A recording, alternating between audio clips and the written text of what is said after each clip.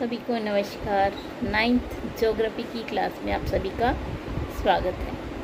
आज हम lesson 3, lesson का नाम है अफवाह, जिसे कि इंग्लिश में हम ड्रेनेज कहते हैं, उसके बारे में जानेंगे। देखिए, अफवाह क्या होता है।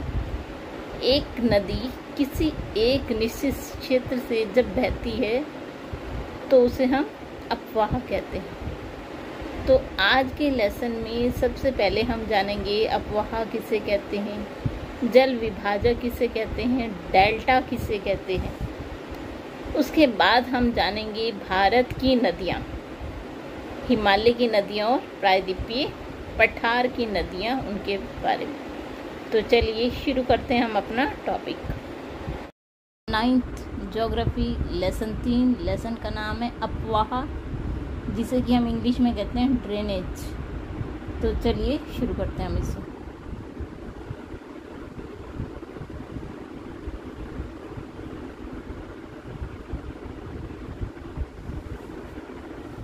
क्या आपने भारत में नदियों को देखा है कि उनका कहाँ से उद्गम होता है और कहाँ पर वो जाकर मिल जाती हैं लास्ट में। इस लेसन में हम यही सब चीज़ें जानेंगे। तो चलिए शुरू करते हैं। सबसे पहले कुछ अच्छे फैक्ट के साथ। देखिए, क्या आप जानते हैं कि अफवाह शब्द, जो ये लेसन का नाम है, वो एक क्षेत्र में नदी तंत्र की व्याख्या करता है। मतलब आप अगर उत्तराखंड में रह रहे हैं तो आपके वहाँ कौन सी नदी है, कहाँ से निकल रही है और कहाँ तक जा रही है, उस सब की हमें समझाता है अफवाह शब्द। एक नदी तंत्र द्वारा जिस क्षेत्र का जल प्रवाहित होता है उसे अफवाह द्रोणी कहते हैं। कोई भी ऊंचा क्षेत्र, जैसे कि पर्वत हो, जो नदी को 2 भागों में बांट देता है, उसे हम क्या कहते हैं, जल विभाजक। भूगोलिक आकृतियों के आधार पर नदियों को 2 भागों में विभाजित किया गया। सबसे पहली हिमालय की नदियाँ और दूसरी प्रायद्वीपीय नदियाँ। देखिए, जो हिमालय की नदियाँ हैं वो 12मासी हैं। इनमें हर पूरा का पूरा साल पानी रहता है। चलिए और देखते हैं कुछ ऐसी इम्पोर्टेंट चीज़ें, फिर हम अपना लेसन स्टार्ट करेंगे। देखिए, अफवाह 4 तरह का होता है।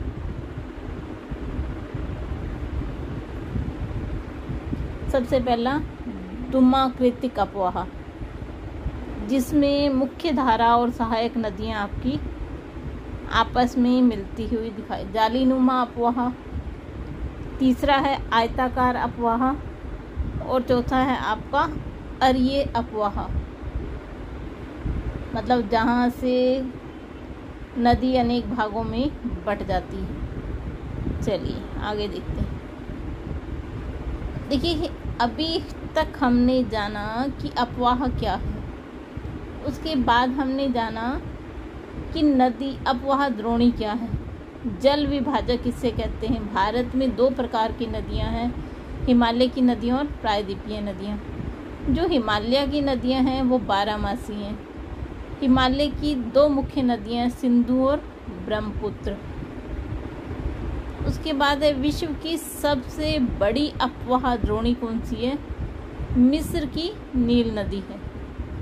अफवाह प्रतिरूप 4 प्रकार के होते हैं, अभी हमने यहाँ देखा, ध्रुमाकृतिक, जालीनुमा, आयताकार और अरीय अफवाह। सिंधु, गंगा और ब्रह्मपुत्र हिमालय से निकलने वाली प्रमुख नदियाँ हैं। सिंधु नदी लंबी नदियों में से एक है। इसकी लंबाई 2900 किलोमीटर है। सिंधु नदी जो है उसका उद्गम मानसरोवर झील के निकट तिब्बत में है और पश्चिम की ओर बहती हुई यह नदी भारत में जम्मू कश्मीर से लद्दाख जिले में प्रवेश करती है। ठीक है जी। चलिए अब हम अपने लेसन पर आ जाते हैं। अभी तो हमने लेसन के बारे में कुछ महत्वपूर्ण जो बातें थी वो जानी। चलिए अब देखते हैं। ये अफवाह की तस्वीर है, क्योंकि अब हम टॉपिक शुरू कर रहे हैं अफवाह का अर्थ। ये अफवाह की तस्वीर है कि नदी का स्रोत कहाँ से होता है, उसका ऊपरी भाग, मध्य भाग, उसके अंदर गोखुर झील। देखिए, जैसे आपने देखा होगा गाय का पाँव कुछ इस तरह का होता है, तो ये आपको गोखुर झील दी हुई है, निचला भाग, और ये डेल्टा, जहाँ की नदी जाकर समुद्र में मिल जाएगी या किसी और नदी में मिल जाएगी। अब सबसे पहले हम जानते हैं अफवाह शब्द का अर्थ। देखिए, अफवाह एक क्षेत्र में नदी तंत्र की व्याख्या करता है। भारत के भौतिक मानचित्र को देखिए, आप जान पाएंगे कि विभिन्न दिशाओं में छोटी छोटी धाराएं आकर एक साथ मिल जाती हैं और एक बड़ी नदी का निर्माण करती हैं। अंततः इनका निकास किसी बड़े जलाशय जैसे झील, समुद्र या महासागर में होता है। नदी तंत्र द्वारा जिस जल का क्षेत्र प्रवाहित होता है उसे अफवाह द्रोणी कहते हैं। देखिए, अफवाह शब्द एक नदी तंत्र की व्याख्या करता है, और जहाँ पर एक नदी तंत्र द्वारा जिस क्षेत्र का जल प्रवाहित होता है उसे हम क्या कहते हैं? अफवाह द्रोणी। देखिए, जल विभाजक किसे कहते हैं? इस चित्र को ध्यान से देखिए, ये बीच में जो है वो जल विभाजक का काम कर रहा है। मतलब अगर पीछे से नदी इकट्ठी आ रही है और यहाँ आते ही इस पहाड़ से टकराकर वो दो भागों में बट गई, तो ये हमारा क्या है? जल विभाजक। देखिए, किसे कह रहे हैं? ऊंचा क्षेत्र जैसे पर्वत या ऊंची भूमि दो पड़ोसी अफवाह द्रोणियों को एक दूसरे से अलग करती है, तो इस प्रकार की उच्च भूमि को हम क्या कहते हैं? जल विभाजक। अब जान लेते हैं डेल्टा क्या होता है। इस चित्र को ध्यान से देखिए, डेल्टा उस भूभाग को कहते हैं जो नदियों द्वारा लाई गई गाद से बनता है।